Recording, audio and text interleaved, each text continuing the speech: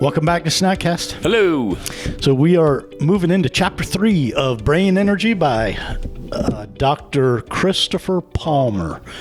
So yesterday was an exciting episode because Kevin wasn't sure that it was exciting at all. And yeah, I mean, it's. I don't want to say it's a slow starter, but it's. I think I know why. Okay. Right. Enlighten me. So we really enjoyed Lies My Doctor Told Me. And the Great Cholesterol Myth. And the Great Cholesterol Myth. And I think especially Lies My Doctor Told Me. I mean, each chapter is its own problem, its own solution. Its own problem, its own solution. Okay. He's really, I think, doing a good job in laying the groundwork for the problem and the scope of the problem that has to be tackled. But I think you and I just prefer the faster. This kind of book, my wife would love. Because she likes stories, right? And this is outlining the problem with mental illness as a whole. And I think that maybe I understood a lot of that already. I don't know. I mean, I have that could be family issues with mental illness. Excuse me. So might cough a few times. In Chapter 3, it's titled Searching for a Common Pathway. Probably a great title. After reading the chapter, he really spends pretty much the entire chapter kind of explaining that all of the different types of mental health and even some of the physical things that happen after are so intertwined and overlapping. I did think that I liked that about this chapter. That was probably the one thing that I'm starting to understand is all right, there's I'm not to give it away. There are several other things going on. Yeah, and so early in the chapter, he talks about, I'd never heard of this, but DSM-5. I think it's the Diagnostic and Statistical Manual of Mental Disorders, and I guess it's like the Bible of psychiatry, right? And he kind of points out that in DSM-4 was revised to DSM-5, and sometimes they'll make changes, and I guess the community that uses the book or the tool, don't always like. The specific example was the bereavement exemption. And in DSM-4, someone who's experienced bereavement was encouraged not to be diagnosed with anything for at least a period of 2 months to allow them to naturally go through that bereavement process. Well, in DSM-5, that changed. Yeah, I was about to correct you on that. I'm like, I know several people that were instantly prescribed medication after a loss of a close loved one. Well, and I think there's a lot of professionals in the space that aren't sure they agree with that change. But it speaks to the I guess maybe the structural power that this diagnostic and statistical manual has. Kind of like the American Heart Association. Exactly. Yeah. So, and it lays out the criteria for diagnosing, I mean, everything from PTSD to schizophrenia to ADHD to all of them. It lays out, these are the criteria. Well, when you start to look at the criteria, it's almost the same right under each. Right. And he gets into that later on, and I don't even know if heterogeneity? Did I pronounce heterogeneity and comorbidity, right? Yeah, heterogeneity refers to the fact that people diagnosed with the same disorder can have different symptoms, severity of symptoms, levels of impact on their ability to function, and courses of illness. Not one of the diagnoses is that required all criteria be met. So I guess like I said, he's laying the groundwork here for anxiety and depression. And I think he talked about those, right? He mentioned several in a row here that will have almost the exact same symptoms. Does that make sense? Yeah. Okay. Yeah. And I think when you compare it to traditional medicine, right? If you have the runny nose and the sore throat, it's a cold. Well, in this world, the runny nose and the sore throat for you might be depression. For Jerry, it might be PTSD. But it's still similar symptoms overlapping to create different outcomes and therefore different treatments. And again, I think go back to the title of this chapter. I think that's what he's laying the groundwork for, is we're searching for the common pathway. What is it? Because there's too much overlap for it not to be, intertwined, right? So then he talks about comorbidity, and he says another big factor for differences in people with the same diagnosis. About half the people diagnosed with any mental disorder will have more than one. And then the majority of people diagnosed with major depression also have anxiety. I mean, these are how can you say that? I mean, it's not like, why isn't most of the people with anxiety also have depression? Right.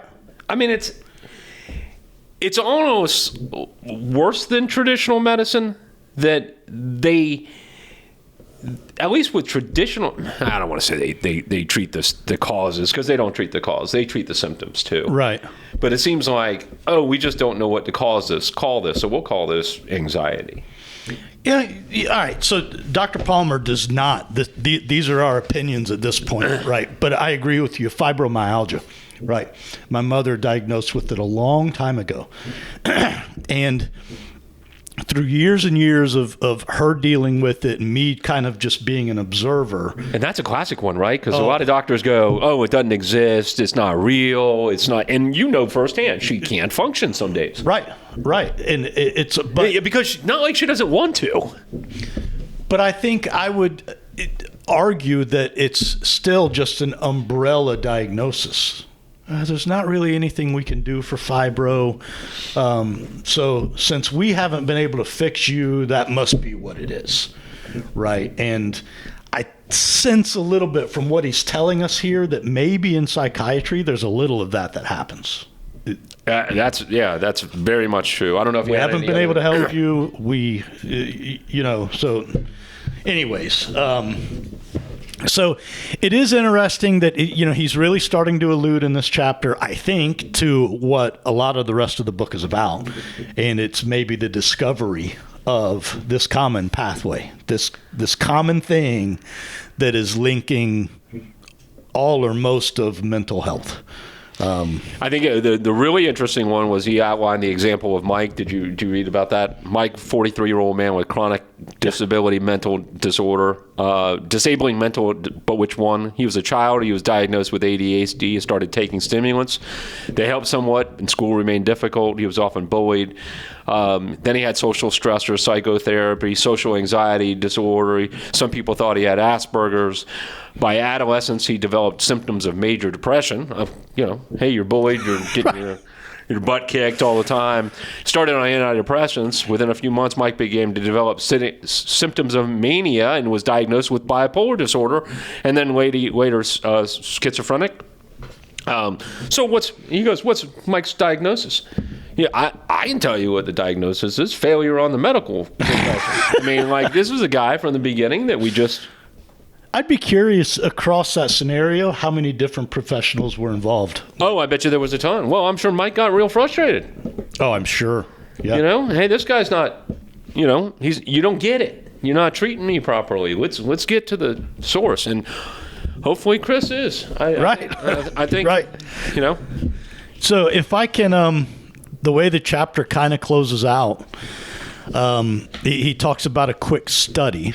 And it says, given the never-ending overlap in correlations among all mental disorders and all of their risk factors, Caspi and Moffitt, two doctors, used a complex mathematical model to analyze these correlations in hope of making sense of them. It suggested that there appears to be one common pathway to all mental illnesses. Caspi and Moffitt called it the P factor, in which the P stands for general psychopathy. Psychopathology. Yeah, I got it. Sorry. Skip down the chapter a little bit more. He says, however, this research was not designed to tell us what the P factor is. It only suggests it exists, and there's an unidentified variable that plays a role in all mental health disorders. Our job is to figure out what it could be. So if we're really On to discovering potentially the P factor. This is going to be a pretty good book. Right. I think as a whole, what he's outlining is all mental illness is created by the same source. Potentially. I ain't putting words in his mouth. You are. Sorry, Chris. No, but I mean that's what it's alluding to. It's alluding to there's a core fundamental problem going on in the brain, and then it displays as different symptoms. Yeah. You know, Jerry might have something, Scott might have something. I have nothing because I'm perfect. But It's true.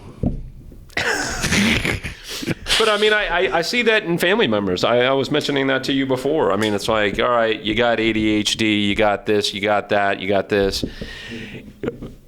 You know, why does one psychologist go, okay, this isn't going to go in your permanent file, and we're going to diagnose you with this? Well, doc, if you're just going to throw stuff at the wall, why don't we just throw everything in the file? I mean, it's like you also got anxiety, you got social anxiety, you got depression, you got self-esteem issues, you got Some of it I think is normal behavioral stuff, you know. Yeah, we're different humans. I mean, you know, when lumped together may result in, again, this is us more spitballing here, not really what he wrote about.